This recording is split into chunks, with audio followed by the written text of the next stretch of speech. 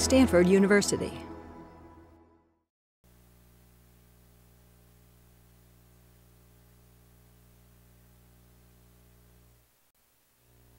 PhD student in the computer science department. I just saw his talk yesterday, a version of it, and it's fantastic. So I'm very excited for next Friday. Today, we welcome Eric Gilbert, who is a first-year assistant professor at Georgia Tech. And take it from there. Okay, great. Hi, thanks for coming, even though it's a few hours before you probably leave for Chi. So I appreciate that. Yeah, so like Stephen said, I just got to Georgia Tech. I'm in the School of Interactive Computing. I've been there almost exactly 5 months now.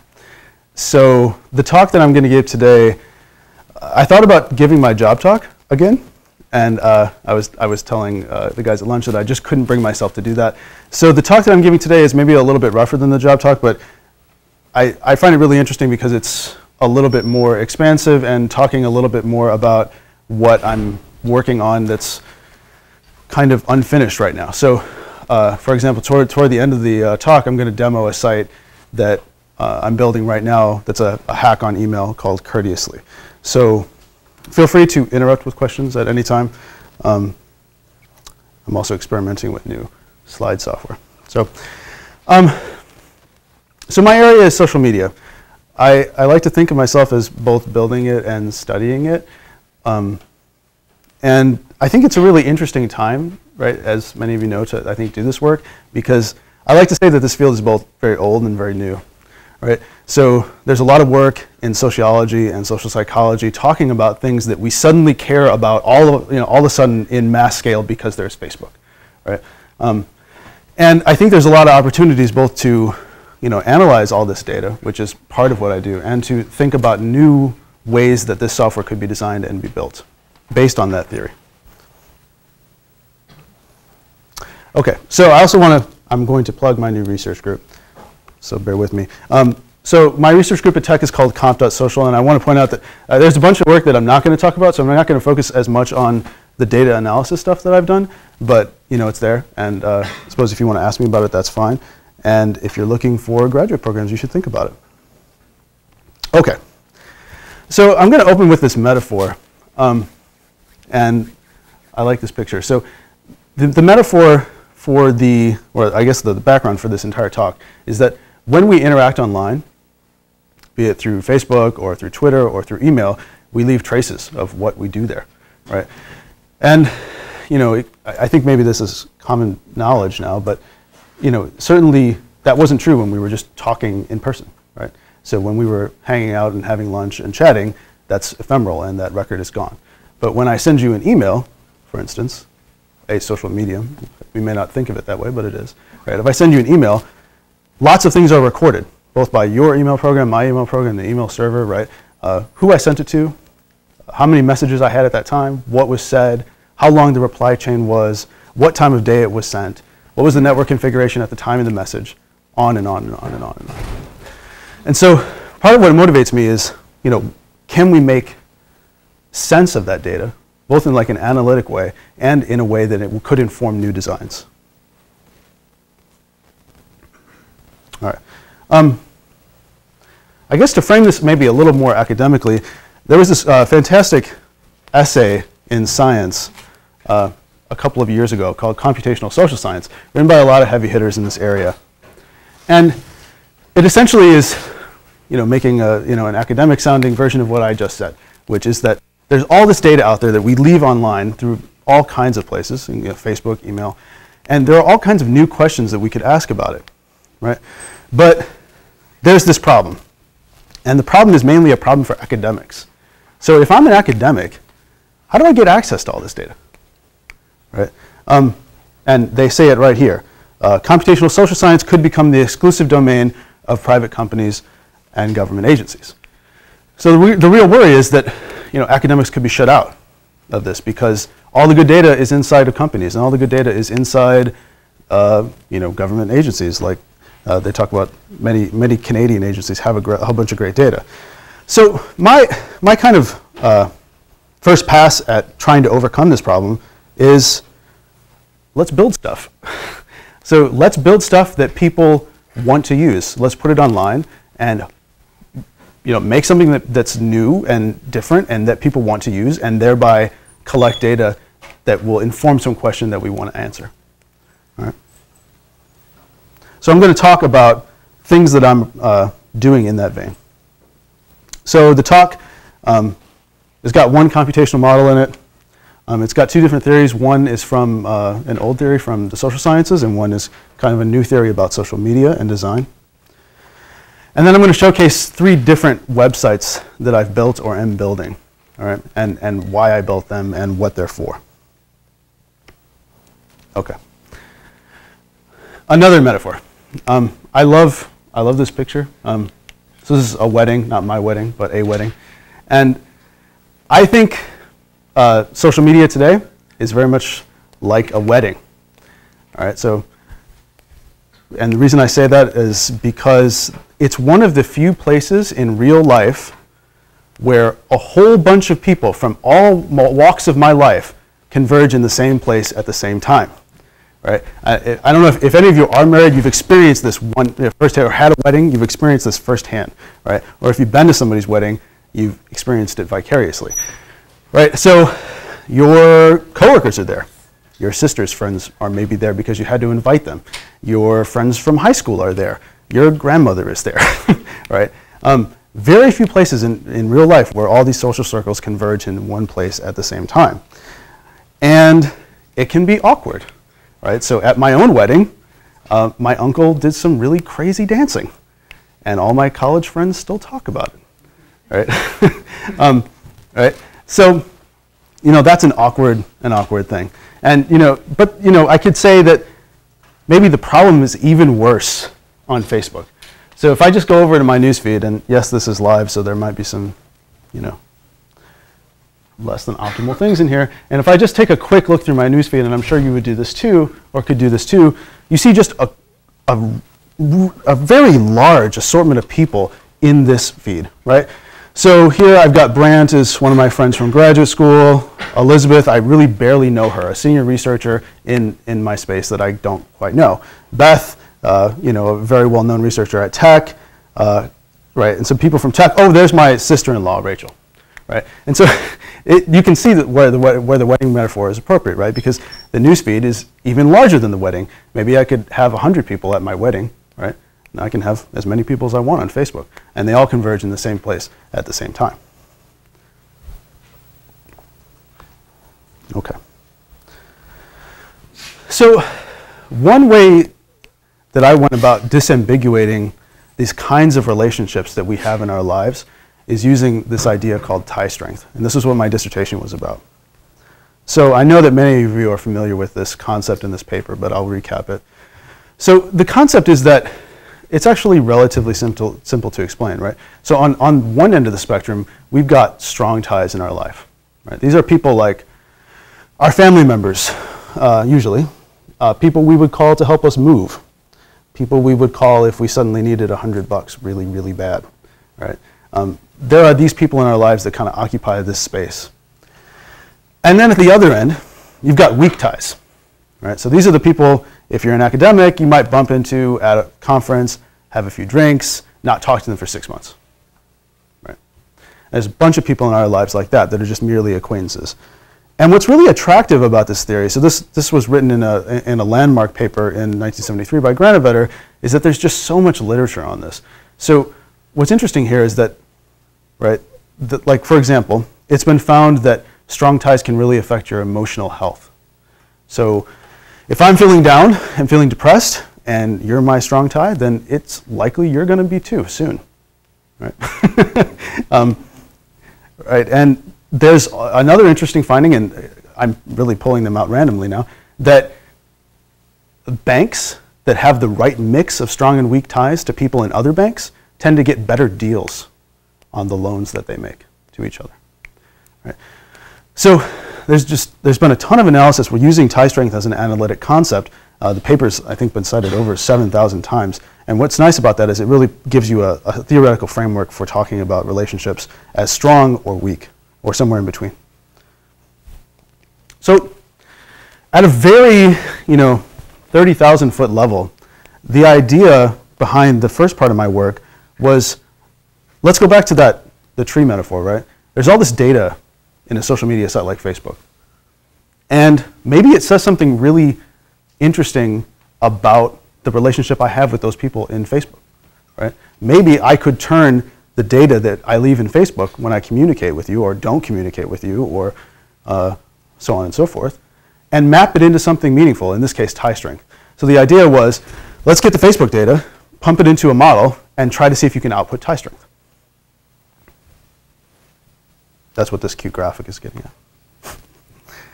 So I ran an experiment in 2008, and I want to preface it by saying it was 2008, right? So you know, it's not the Facebook of today. So I'll show the experimental interface in a moment, but you know, for example, there was no threading of comments in Facebook in 2008. So there are reasons that you would want to build a model around features that might be more universal than are just going to go away with a single design change. So that's one of the things I was trying to do here. So the way I got this data was that I ran a lab experiment. I can talk more about that if you want, but I'll talk about what happened here. So the way that it worked was that a participant would come into the lab. This is while I was at Illinois. And a person would come into the lab and they would browse Facebook on an instrumented computer, one of our lab computers. And the instrumented computer would bring them through a random sample of their Facebook friends. And they would answer these questions that were put into the interface. The top one being, how strong is your relationship with this person, from I barely know them to we're very close. How would you feel asking this friend to loan you $100 or more? Would never ask, or I feel very comfortable. You know, how helpful would the person be if you were looking for a job? And so these questions were drawn from the literature around tie strength and instruments that have been used to measure tie strength in the past. And while this was happening, while you were sliding the slider around and telling me, yeah, I'm really close to this guy. Who is that? Right? and that happened, right? Like if I go back to my Facebook feed, I guarantee you I can find someone I don't really know. Yeah, I don't really know that guy. Like barely at all, right? And so that would happen, right? You'd say you barely know them. And while that was happening, this script was collecting a whole bunch of data to describe the friendship. Things you've done, words you've said. So in total, it was over 2,100 friendships, Facebook friendships, from 35 different students and staff. So these are, and I was pretty happy with, we got coverage quite all over the university. So these people came from 15 different academic departments, so they weren't just CS undergrads, which I thought was good. So law, kinesiology. And then for each friendship, there were 70 plus different numeric indicators designed to, and what I did was I looked in the literature around tie strength and said, what are the things that could express tie strength? And I came up with this list. And I'm not going to go through all of the members of the list because clearly they're not all equally important. But I will talk shortly about the ones that are most predictive and most important. And it might not be the ones you would expect, actually. So that's the data we've got. Here is it graphically. So I'm not going to talk too much about the model. It's a pretty straightforward model where you just try to use a linear model with a network component into it to try to predict what people say as a function of these 70 indicators. And so this is a scatter plot. We've got what the model says, or I'm sorry, what the participant says versus what the model says. So I mean, the overall takeaway is that the fit is pretty good. I thought this was interesting. There's this hole right here. That's because people felt like they had to move the slider at least a little bit. Right? All right. I was really confused by that at first, why there wasn't as much density there. So yeah, like I said, the fit is really good. The R squared is over 0.5. And let's say, that's a continuous model where I'm trying to predict tie strength as a continuous variable, right? I want to say, the model can say, your tie strength with that person is 0.7357, right? And has some noise in it. But one of the things that I think is that you may not care about all that resolution. Like, I may not really want to tell you that tie strength is 0.75. Maybe I just want to classify as strong or weak, right? Are you a strong tie or are you a weak tie? And if you just break that graph up and try to do that, just a very, raw breakdown of this graph into quadrants, you turn out you can get really close to 90% accuracy doing very simple things. All right. So that was a paper I presented in, well, here, I've got the features, so I forgot about these. So these are the most important features for making up tie strength. So I said there were over 70 that went into the model, and these are the ones that have the biggest impact. So days that you've known each other is the most predictive feature. Right? Clearly correlated with the second one, but clearly the most important feature. These. So is that day that you added them to your Facebook? So we couldn't actually get exactly at that because there's no record of that in the Facebook interface. What we used as a proxy for that was the date of the first communication you made with that person. But ideally, that's what I would want, right? The timestamp on the creation of that friendship. So yeah, the proxy that's used is days since last communication. So I find that really interesting, right? There were a lot of different features in this model. One hypothesis going in is that the strength of my relationship with you is really a strong function of interests. Let's say we both like, I was talking to somebody, we both like the movie I Love You Man, right? And that's in my list of favorite movies, and it's in your list of favorite movies, and that should predict our tie strength together, right? And so we did that. We looked at the intersection of the interests in the about feature. Not important. So, interests don't come out as a very strong predictor. I didn't talk too much, I pretty much sidestepped the model, but the network plays a big part in this. So, if we've got mutual friends, as you would expect, like if I'm friends with you and we've got mutual friends, then my tie strengths with them influence my tie strength with you. All right, so there's some network effect here too. And there's a lot of interesting variables here, like educational difference, right? On Facebook, a lot of people report what degree they've attained. So if I report that I've attained a PhD and you've attained a bachelor's, then that means that we're probably not very close. All right. So I thought this was great. I published it in a Chi 09 paper, and I found myself asking, so what's it good for? You've got this model. I made some arguments in the paper that there are things you could do with it, right? So you could prioritize the news feed by people you were most strongly connected to. Or if somebody posts, so we know that, for example, weak ties are people that often give us new information. I could prioritize weak ties who send links. Okay, so I figured that might be one way that it's useful. But I had no way to test that. Okay. And so another question was, so to what extent did you just build the Facebook model of tie strength, right? Maybe I did. Maybe that's the Facebook model of tie strength. And I think it's a really legitimate question. And so these are the two questions that I was really struggling with around, after this work was done is, what's it good for in a practical sense, and does it generalize? And so the kind of, one of the main projects of my dissertation work was a site called Meddle that tried to answer these two questions simultaneously. So I'm going to demo that to you right now and tell you what it does. So it was a site, it's still up. Don't hammer on it too hard. It's running on a machine under my old desk at Illinois. Really? But it was open on the web under the domain wemeddle.com. And the idea is that at a high level, it takes the model from Facebook. Right? If I go back to those features, it takes like days since first communication, it drops it onto Twitter. Right? How many words have you exchanged together? It drops that onto Twitter. And so the idea was, take the model that was created on Facebook, drop it wholesale onto Twitter, and see if you get anywhere close to the same results, and try to build something with it. And so the thing that Meddle does is, if I sign in here, it builds lists. So right while I'm thinking about these questions, Twitter, right at that time, they announced this new feature called lists, which I don't think went over terribly well in retrospect. But it was brand new then, and there was really nobody doing lists. And so I thought, that's interesting. Maybe one thing we could use the tie strength model for is to make lists for people based on the communication that they've had with other people on Twitter. So what Meddle does is, if you give it access, it goes into your Twitter archives and it pulls down those things that are important from that model, and it produces a list. And so my inner circle, which you should read as strong ties, are people that Meddle thinks I'm strongly connected to. All right.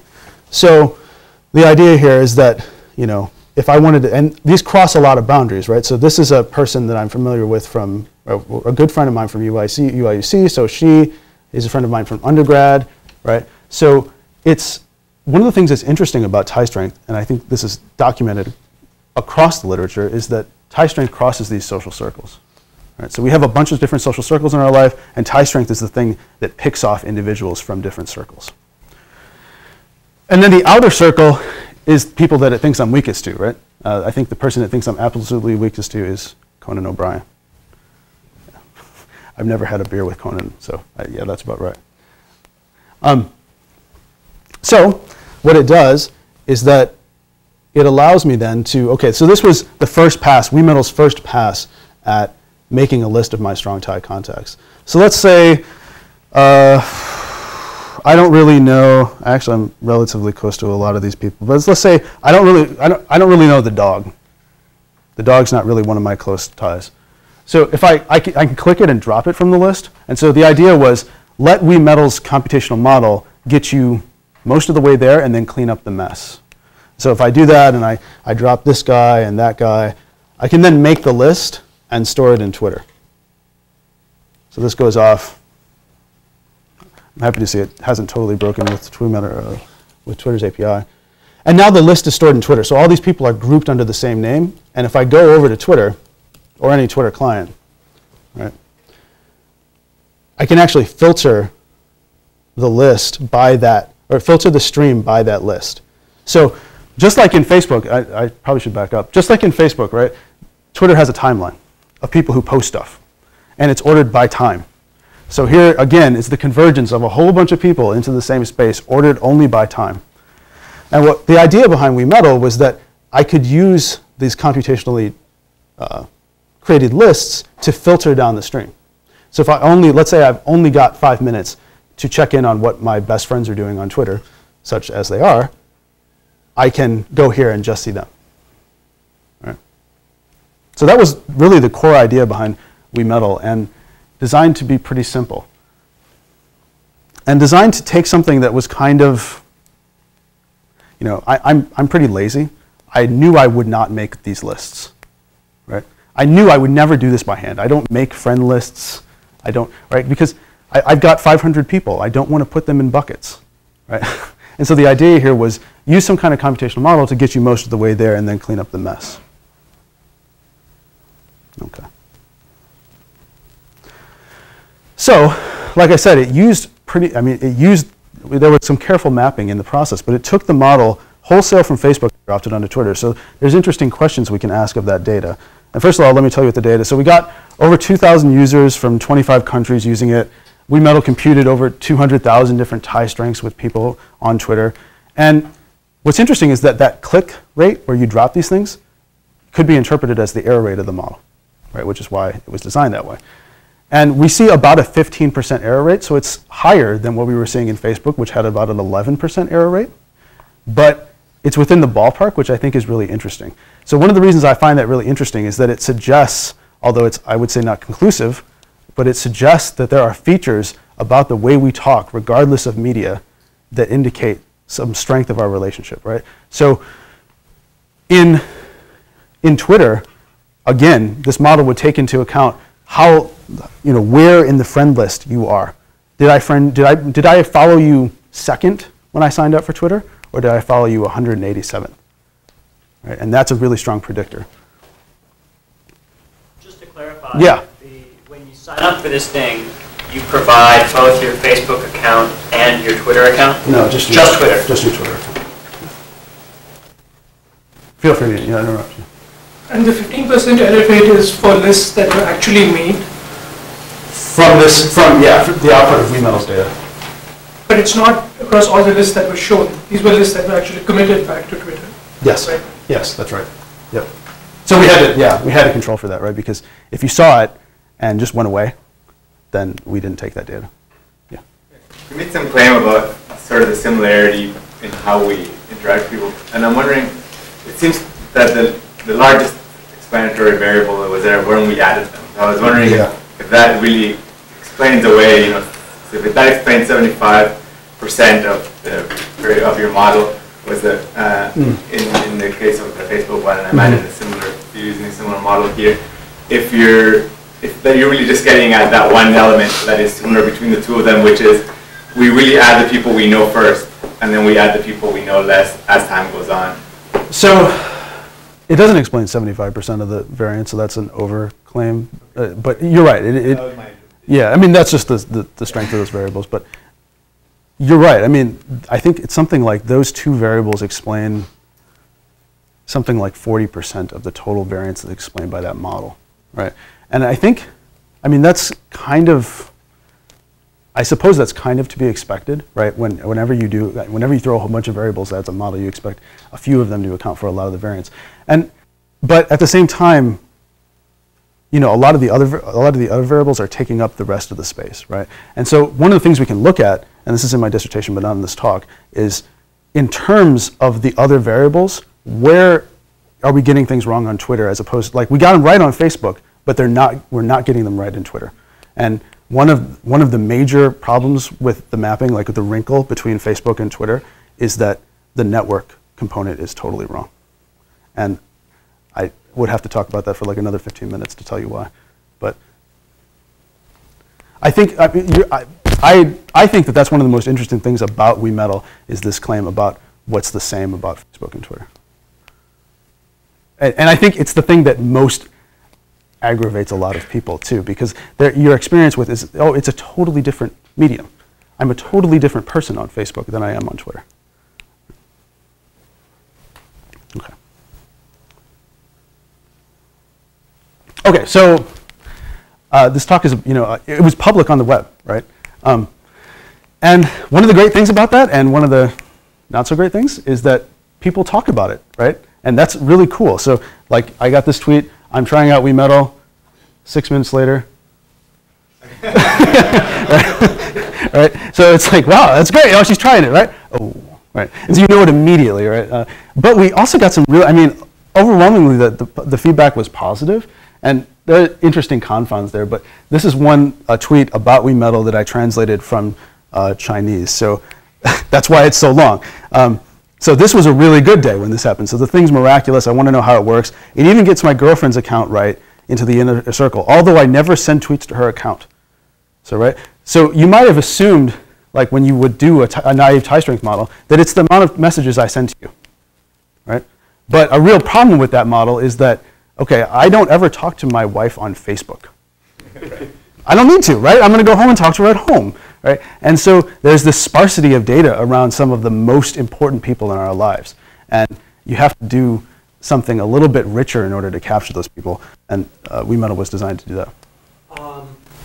When you showed that scatter plot, I assumed that tie strength was a real value variable from 0 to 1, yeah, something like that. And then this chap is talking about 4 categories, and I guess those are flocking together and so on. So you divide that up into 4. Well, the tie strength is divided up into 2. It's divided up into just weak ties or strong ties. And the reason is that, so you're right, it's modeled, so yeah, I didn't talk at all about the modeling, but yes, it's divided as above the mean or below the mean, right? So it's a very simple classification structure. The idea behind that was that if I'm going to put this model in front of users, like real users on the internet, I wanted it to not be very noisy, right? I wanted to, you know, I didn't want there to be like, here's a ranked list of all the people in your network, right? Because there's so much noise in that. And I figured the trust would just go away. So there was kind of a difficult trade-off between fidelity of the response of the model and how can I get users to actually use this thing. What does birds of a feather and flock together mean? Yeah, I didn't talk about that. Birds of a feather flock together are actually communities. So the idea here was that the Meddle was really designed to do tie strength, but I didn't want to just provide 2 lists. So I don't really talk too much about this during the talk, but it actually downloads the entire graph, the ego network, and decomposes it using a community detection algorithm. So, like, for example, these are a whole bunch of people that study the internet in some way, right? So some of these are Chi people, like Joni, right? And some of them are not, like Julian, right? But they all study the internet. And that was just to give users something more, something more than a couple of lists about tie string.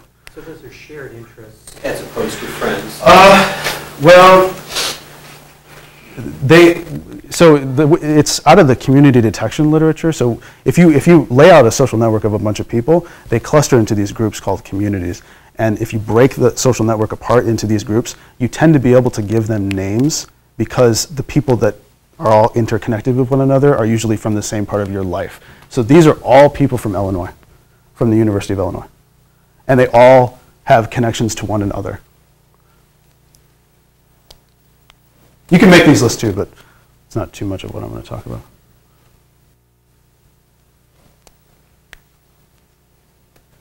Any other questions about Meddle and why? Yeah? So do these tie strengths change with time? No. So the way Meddle works, I mean, so Meddle is designed pretty much to be a, you go there, make the lists, and probably never come back, right? So in essence, you know, if we built a user model around you coming back to the site all the time, the naive way to make it change with time is to just rerun the model at time t plus, 10, right? Right, but if you rerun the model at time t plus 10, is it stable? Yeah. I don't have an empirical answer for that. I've done it on my own data because I visit Meddle all the time. All right, so I've rerun the model on my own data, and it tends to be relatively stable because the inputs to the model are relatively stable, right? So the days since our last communication doesn't change over time, right? The number of words that I've said to you doesn't oscillate really a lot, right? Yeah. Okay. Okay.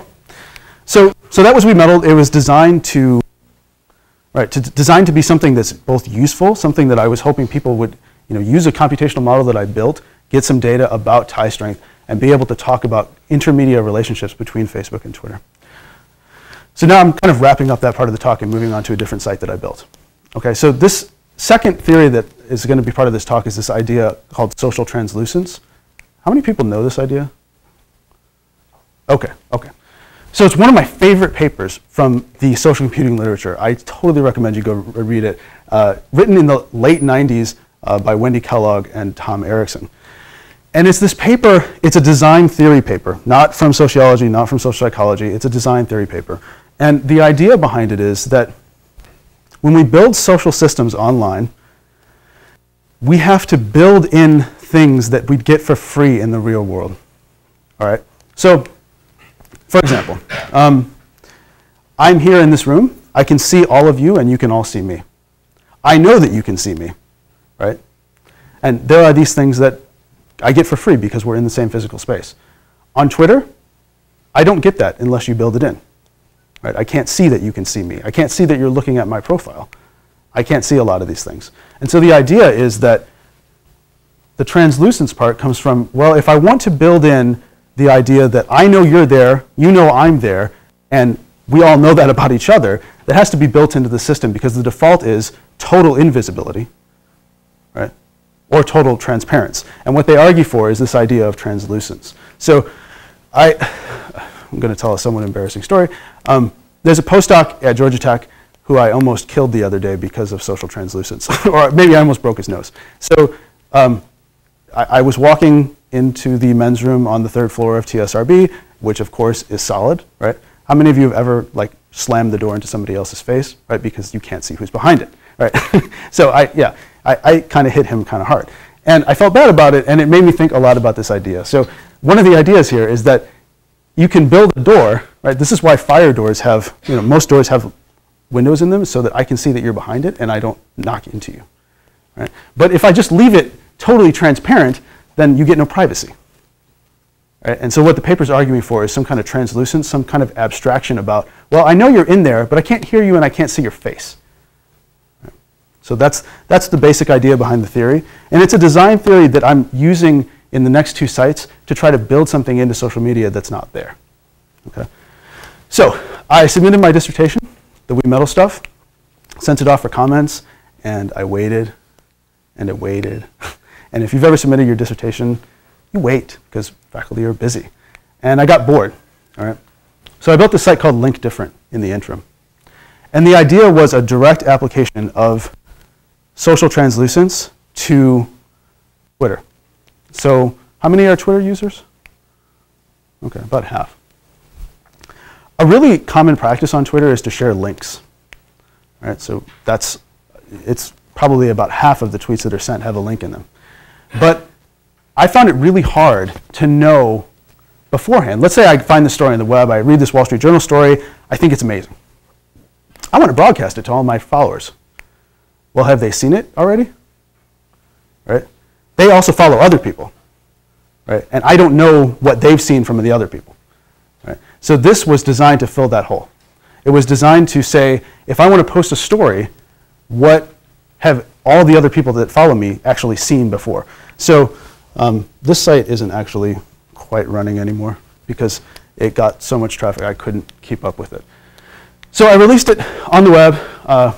It's kind of running in a broken down form here on a server back at my lab. But the idea was called Think Different, modeled on the old Apple campaign from the 1980s on Think Different. And it was a browser plugin, or a bookmarklet, I'm sorry. And you would click in and you put this bookmarklet in your browser, and anytime you were visiting a certain site, it would launch this giant distributed call of Twitter to tell you how many of your followers had already seen that from somebody else. Okay? And like I said, it's not running. It got picked up by Read Write Web, which was great. They sent a lot of users to me. And this is what it would look like. So once it got done doing the crawl, it would just give you this really simple bar graph that said, okay, you've got 3,879 followers, and 2,190 already saw that thing. Now choose whether you want to share it. Right? And so I didn't, like I said, I was trying to fix a problem I had with the medium, actually. I was trying to fill a translucence hole in Twitter. Right?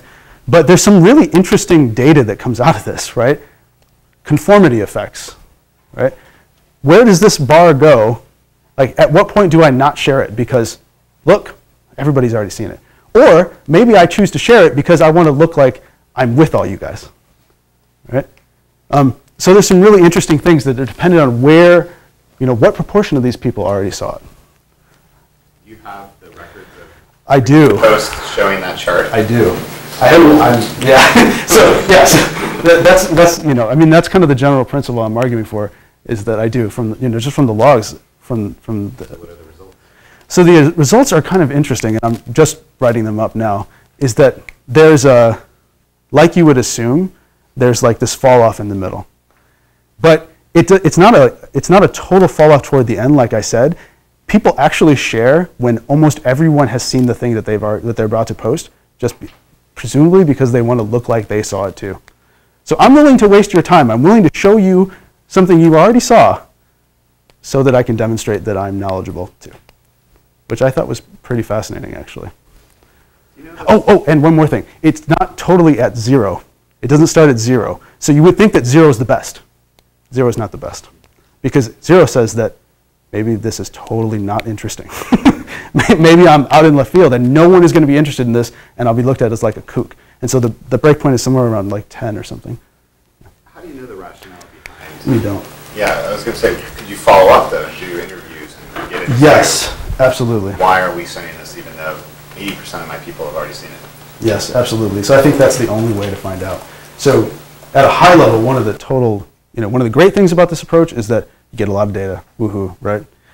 On the other end, you don't know why, right? And so qualitative methods are always, I think, the appropriate thing to do here. I haven't done it, so I'm reading into the rationale, but I might. I did that with the tie strength work. I didn't show any of these quotes, but I actually, when we built the Facebook models of people's friendships, we looked at the people who had where our model got it the most wrong, and we went back to them and talked about that relationship. Why did our model get this so badly wrong? Right? And there were some fascinating stories like, that's my ex-boyfriend, and we never talk, but I really wish we would. And so I marked him as a strong tie. Like, I care about him a lot, but there's no record in the system to support that. Right? So there's some fascinating stuff that comes from qualitative follow-up.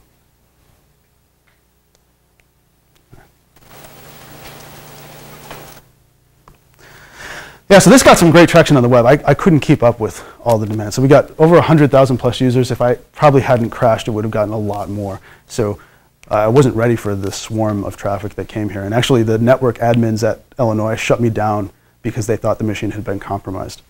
Right? So it triggered their filters, and they shut the machine down.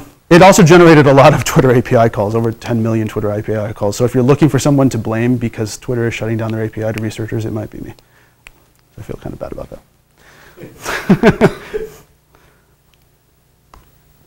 Okay, so like I said, the thing we learn about is conformity and novelty effects, which I think is really interesting in this space that we don't know very much about because we don't have these tools in place to talk about them. Okay, so the last thing I'm going to show, and this is a high-level talk about a bunch of sites that exemplify this idea, is that I want to claim that I think social translucence is.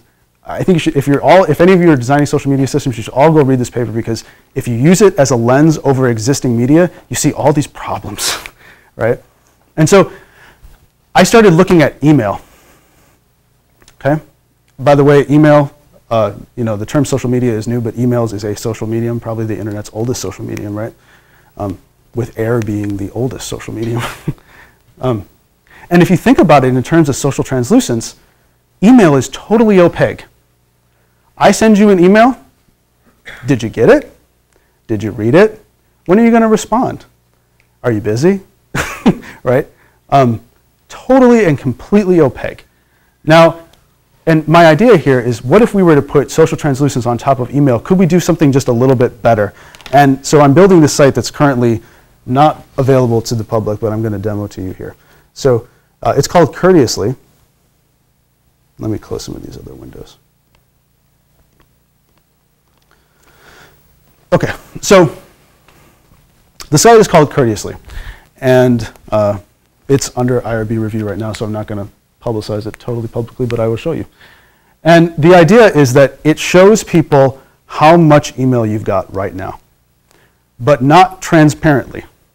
It gives you this abstract representation. So I'll show you what it does. So if you have a Gmail account, you can use it. All right, so you get this. I'll actually go through the sign-up process. So the reason it uses Gmail, as I'm doing this, I'll show you. The reason it uses Gmail is that Gmail has a really nice infrastructure for giving you access. And I want to show some of the things here. So the reason it uses Gmail, so like I said, Courteously is about showing off your email load to anyone right now. I really wanted this for corporate people. If you work in a company that think this is really useful, unfortunately, you'd have to give me your password for that to work.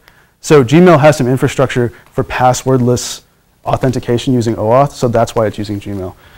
So this is the sign-up email. One of the things I want to point out, it's got this little tag on it that says, the service is a research project by Eric Gilbert. And the idea behind Courteously is provide something useful to people that might also be a platform for research later, right? So let me show you what it does. So if we go here, okay, so we let Courteously access our email. Now it's hopped over to the Gmail site. This is the same way Twitter apps work. We give it access without giving our password. Okay, so this is the main interface, right? What you get out of Courteously is a URL, a unique URL that you put into your signature line. And so if I were to go over to Gmail, I would put this into the signature line of all of my outgoing mail.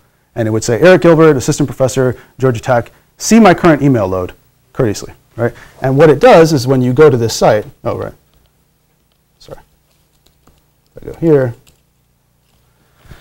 it says one of three things. It says either my email load is light, my email load is normal, or my email load is high.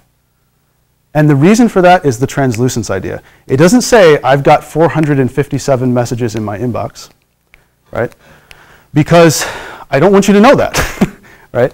But what it does tell you is one of these three coarse categories where those are defined relative to you. So light would be light relative to your normal usage patterns, normal relative to your normal usage patterns, or high relative to those.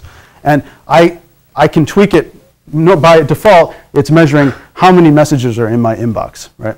So but it doesn't have to be that. If my usage patterns are different, I can turn on how many unread messages are in my inbox, or I can turn on how many messages I've sent lately. So those are all free intuitions about how we use email, right? So I could make the argument that it's not about how much email is in my inbox, it's about how much time I'm spending in my email client doing stuff, right?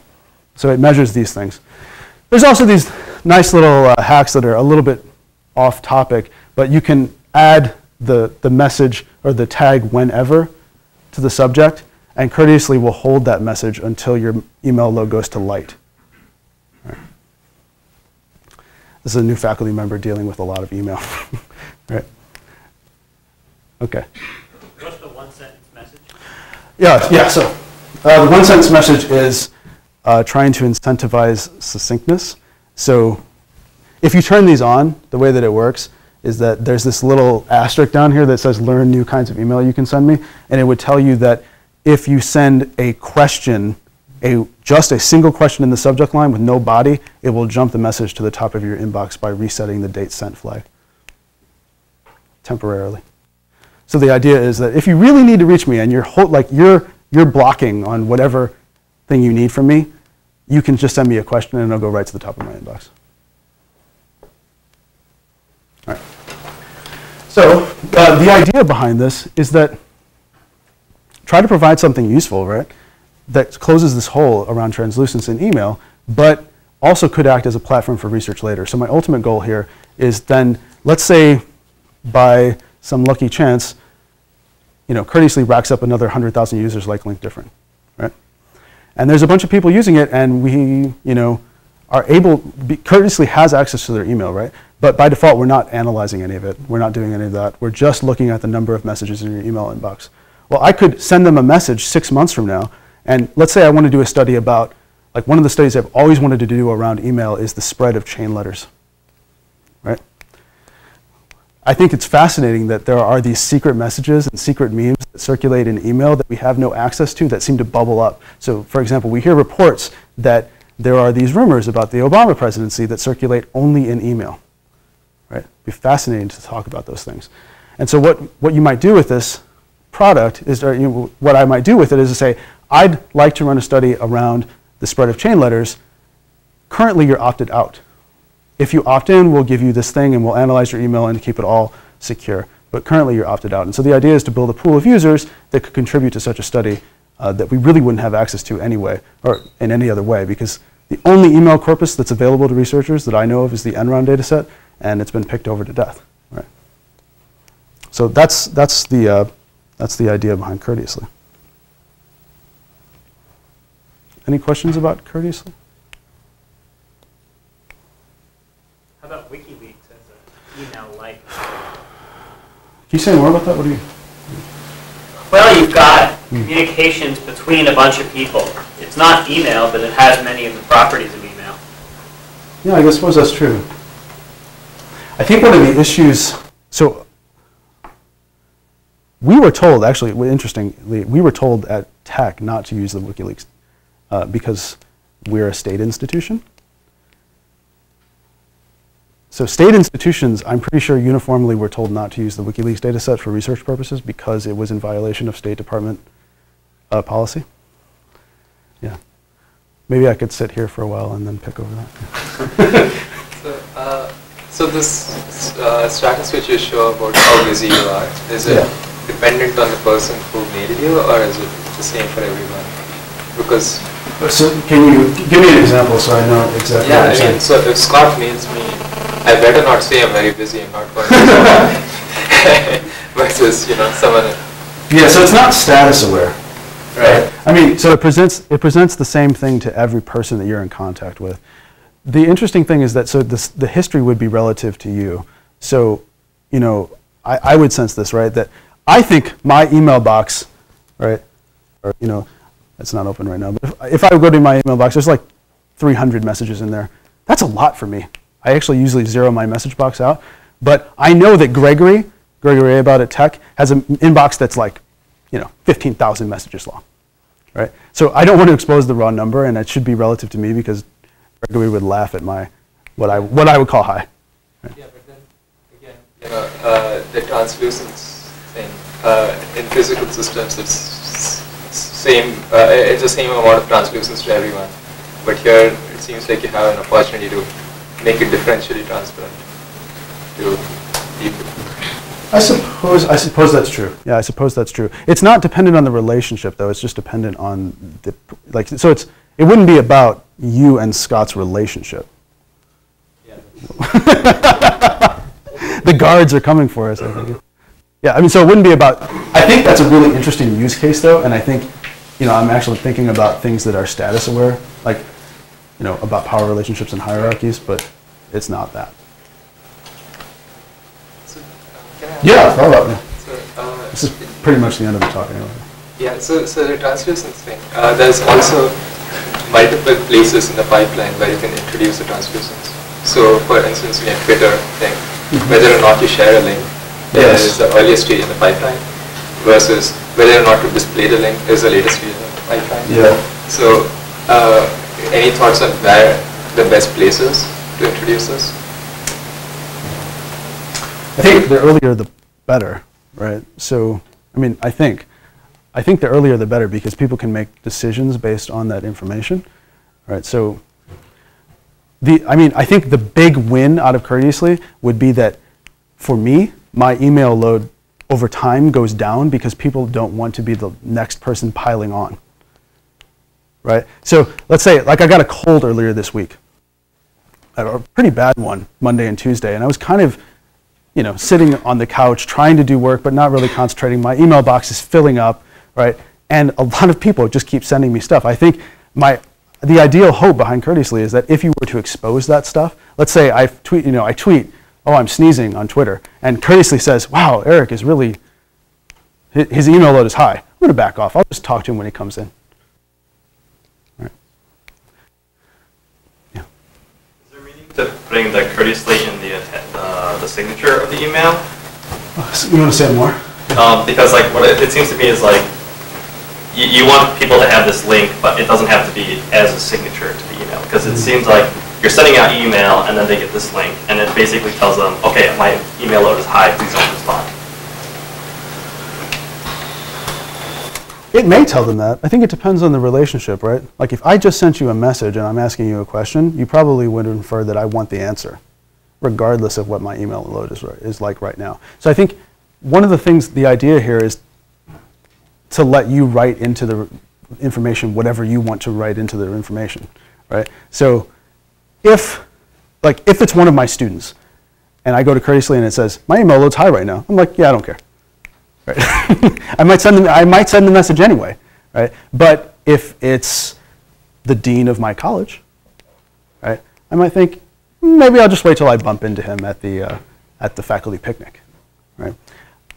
I think in some ways the signature line mechanism of distributing this is the only way I can think of doing it.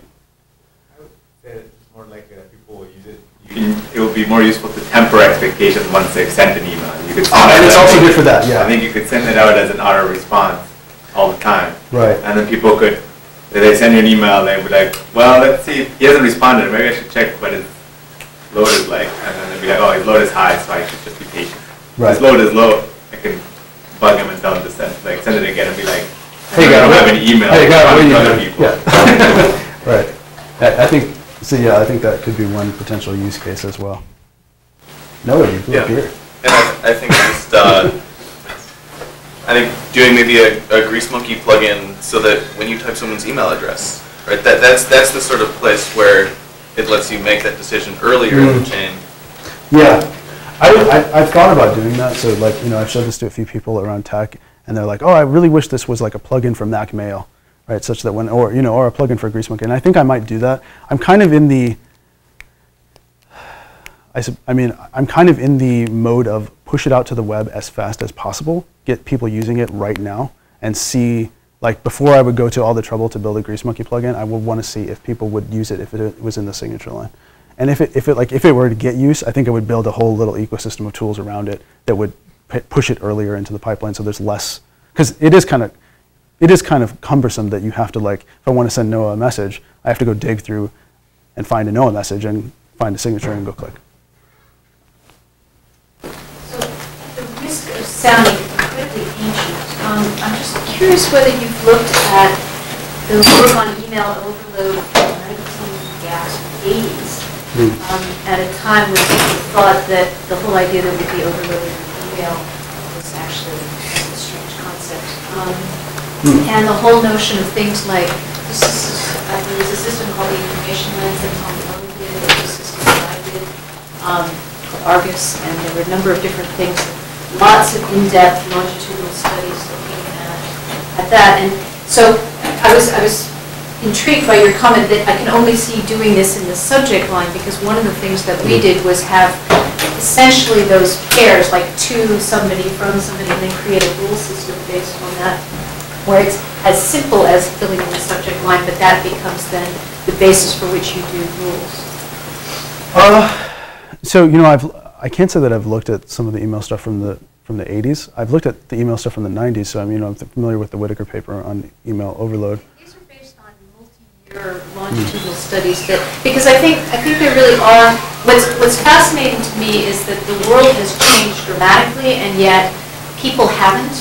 And so what is involved in being overloaded as a human being is actually fairly similar, because as you said quite rightly, it's not how many email messages I have in my inbox, it's how overloaded I am with respect to that quantity of stuff. So you're onto, I think, the right track, but there's more stuff you can do. And also how you relate to different people. It's not just about the sender, but it's also about the receiver, and how you visualize stuff, and so on and so forth. So there's a rich area to mine. No, I think you're right. I think there's a lot more stuff you could do, and in some ways Courteously is really basic, and kind of basic by design. Right. So the hope. So remember that the hope is both to fix somebody's problem, right, and get some data, right, right. So and so in the case of Courteously, it's kind of a compromise. But I think you're right. There's a lot of work that could be done around Courteously that I would think about exploring, right. So,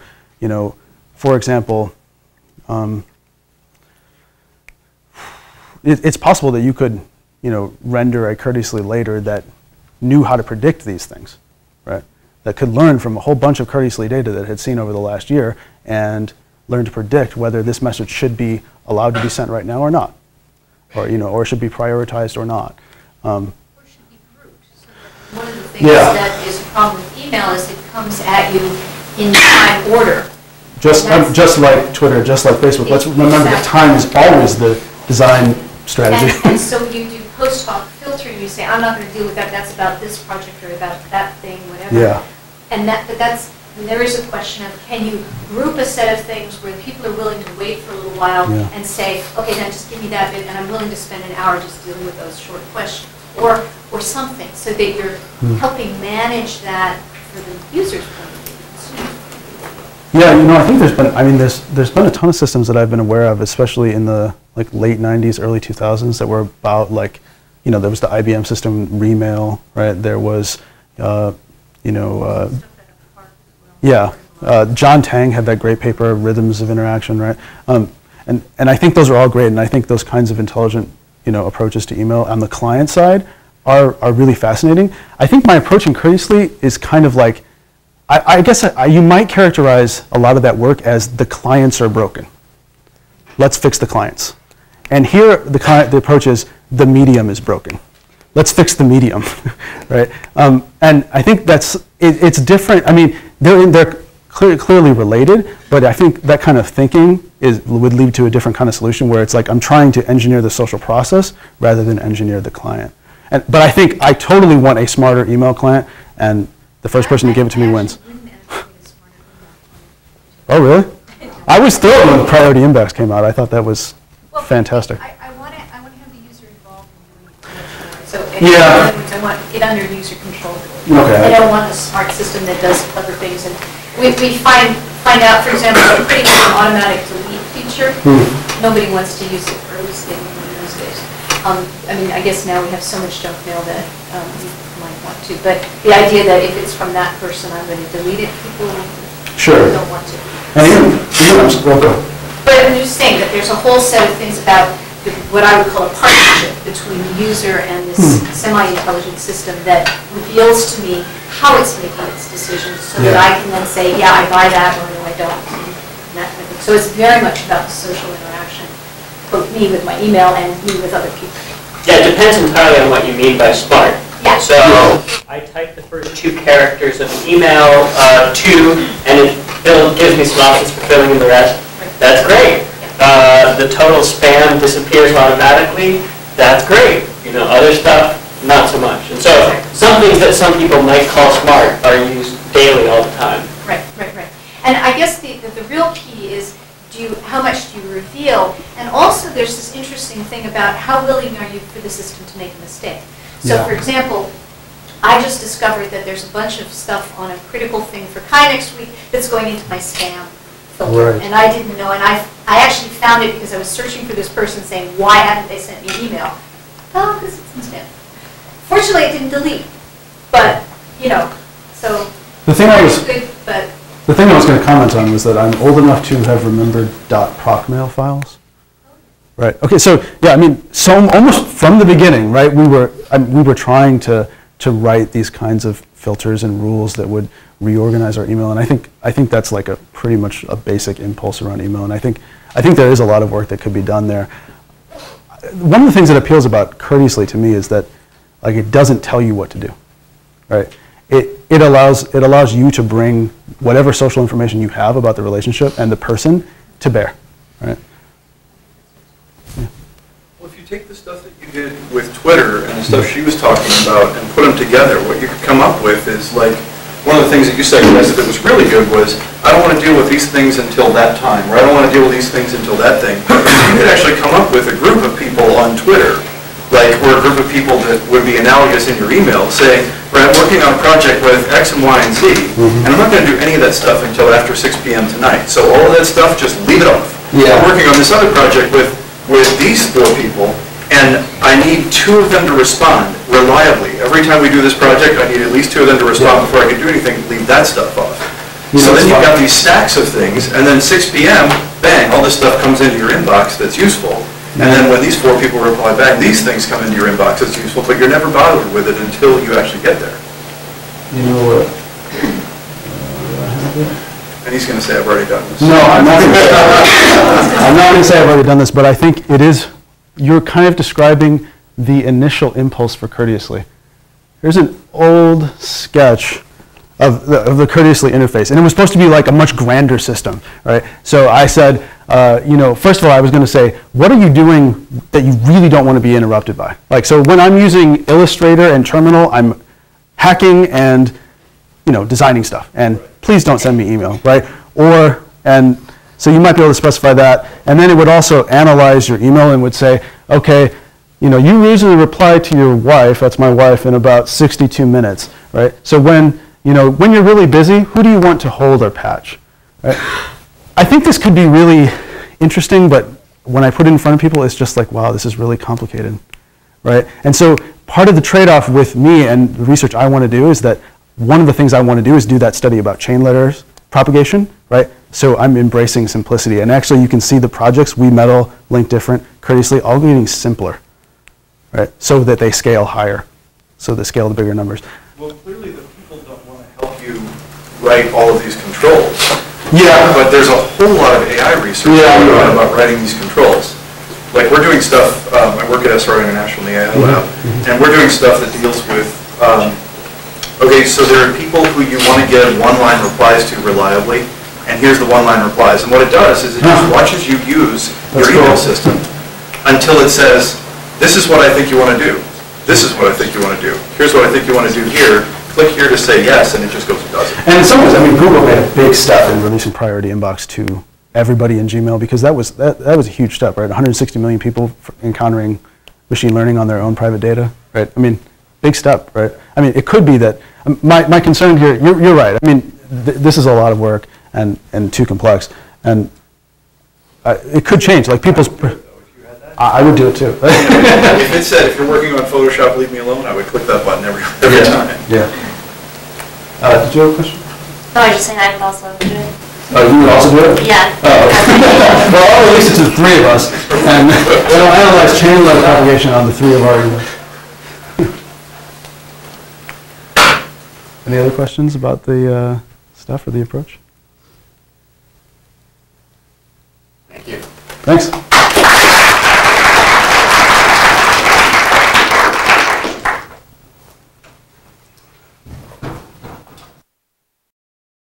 For more, please visit us at stanford.edu.